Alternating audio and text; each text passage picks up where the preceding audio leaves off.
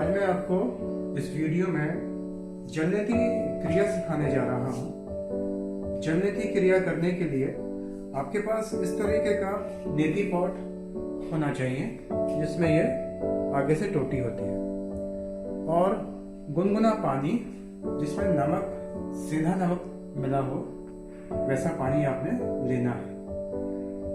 नमक का स्वाद जो टेस्ट आप खाने में लेते हैं उतना लीजिएगा, ना तो ज्यादा और ना ही कम।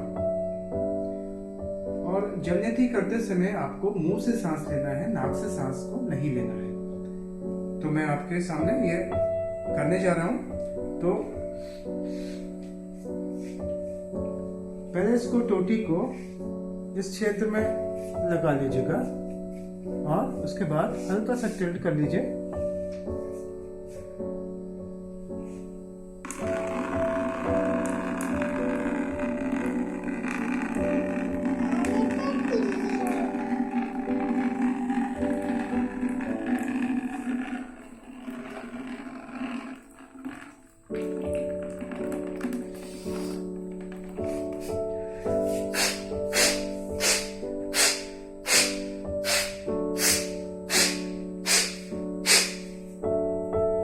जलनेती करने के बाद कपालभाति करना अनिवार्य है, कंपलसरी है, करना चाहिए।